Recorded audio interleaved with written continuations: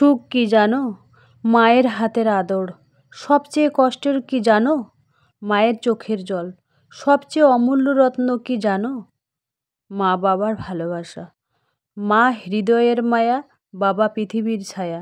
তাই স্বপ্নের আশা, বোন আদরের ভালোবাসা। সুতরাং কাউকে আপন করতে গিয়ে পরিবারকে পর করো না। কাউকে আঘাত করলে খুব হিসাব করেই আঘাত করা উচিত। আঘাত এতটুকুই করবেন যতটুকু আপনি সইতে পারবেন, কারণ আঘাতটা আপনার জীবনে ফিরে আসবেই, আজ অথবা কাল ফিরে আসবেই। হ্যাঁ, এটাই বাস্তব। নতুন দিনে নতুন আরও একটি ব্লগ ভিডিও নিয়ে হাজির আমি আপনাদের মাঝে। সাভানা, ছোট্ট একটা গ্রাম, কোচবিহার জেলা থেকে বলছি। গরিব সংসারে ছাদ বাগান থেকে সবজি কুড়িয়ে রান্না করলাম। শীতের সকালে এভাবে বুদ্ধি করে চললে উন্নতি হবেই। গ্রাম্য সাধারণ জীবনযাপন। তো welcome back to my channel. আসসালামু আলাইকুম। তোমরা সবাই কেমন আছো? আমি আশা করি তোমরা সকলে ভালো আছো। আলহামদুলিল্লাহ, আমিও ভালো আছি এবং পরিবার পরিজনদের নিয়ে আলহামদুলিল্লাহ ভালোই আছি। আর আমার প্রাণপ্রিয় কলিজা আপু ভাইয়েরা, তোমরা সবাই কেমন আছো? আমি জানি তোমরা সকলে ভালো আছো।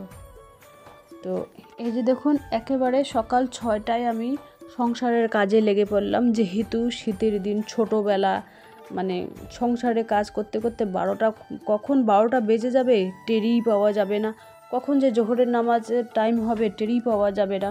তো জুমা মোবারক সবাইকে। তো গরিব সংসারে ছাদ বাগান থেকে সবজি কুড়িয়ে রান্না করলাম। শীতের সকালে এভাবে বুদ্ধি করে চললে উন্নতি হবেই। গ্রাম্য আমার সাধারণ জীবনযাপন, আমার ডেইলি লাইফস্টাইল, যতটুকু পারি ততটুকুই তোমাদের কাছে আমি শেয়ার করার চেষ্টা করি। তো কালকে রাতে না মা দিয়েছে ওই শাক সবজি দিয়েছে কিছু। তো ভাবলাম যে আমার ছাদ বাগান থেকে বা উঠান বাগানেই বলো, ওখান থেকে কিছু মূলো শাক, ছোটো ছোটো মূলো শাক হয়েছে কচি কচি, ওখান থেকে তুলে একসাথে ওই মায়ের যে ওই সবজিগুলো দিয়েছে, শাক সবজিগুলো ওখানে একটু মিশাল করে রান্না করব। কালকে মা আব্বা আমার বোনের বাসায় গেছে, ওখানেও শাক নিয়ে গেছে, তো আমার বাসায়ও দিয়েছে আর কি। তো আজকে কি রান্না করব জানো? আজকে রান্না করব ওই আলু ভর্তা, ডাল, আর ওই মা শাক দিছে সেই শাক, আর কিছু করব না। তো তোমরা তো জানোই আমরা গরিব মধ্যবিত্ত। তো এই যে দেখুন এখানে টাকা, এইগুলো টাকা তোমরাও হিসাব করলে জমাতে পারো, সেভ করতে পারো আর কি।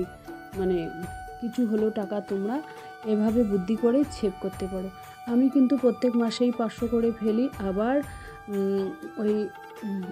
ওই 20 টাকা করে না ফেলে আবার 100 টাকা করে নতুন নতুন নোট ফেলতেছি। এই কারণে মানে ওখানে আমার জমা হচ্ছে কত জানো?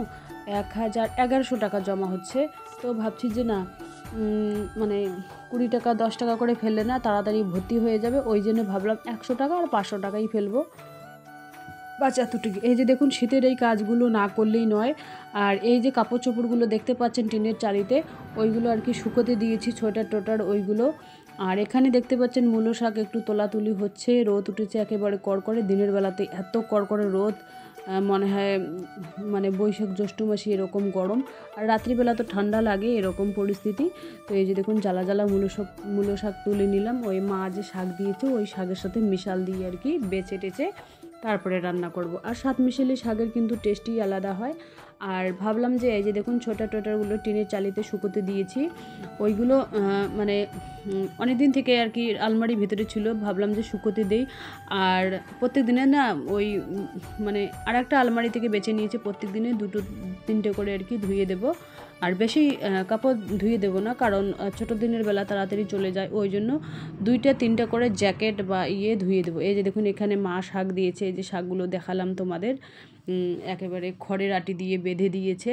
আর এখানে ধনেপাতাও আছে, কুমড়ো শাক আছে, লাপা শাক আছে, তোমার 7 মিশালি শাক আছে বলতে পারো। তো অর্ধেক খাবো, ছেলে তো খাবে না, মেয়েই খাবে আর আমি।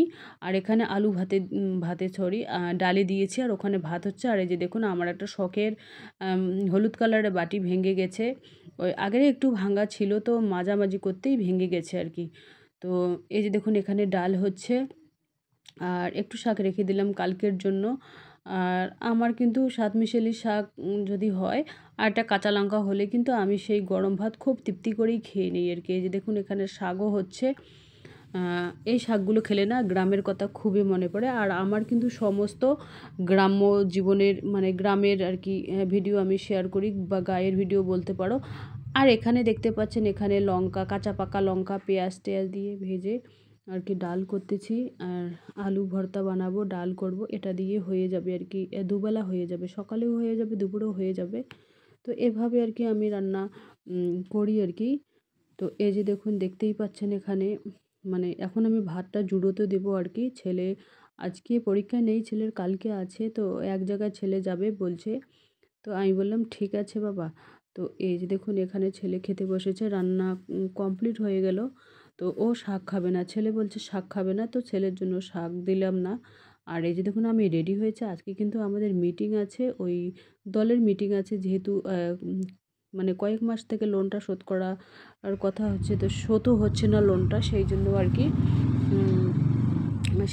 কি লোনের ক্ষেত্রে আর কি এরকম আর কি রেডি হয়েছি, সিম্পলভাবে রেডি হয়েছে। এই যে দেখুন বাইরেটা সাদা সাদা দেখা যাচ্ছে, খুব রোদ, একেবারে কড়কড়ে রোদ উঠেছে। আর এখানে দেখতে পাচ্ছেন একটা সোয়েটার, আর এটা আমার মেয়ের সোয়েটার। তো আমি সমস্ত আর কি গুছিয়ে গাছিয়ে রাখলাম, 2-4টে করে প্রত্যেকদিনই ধুয়ে দিলেও হয়ে যাবে জ্যাকেট ট্যাকেট।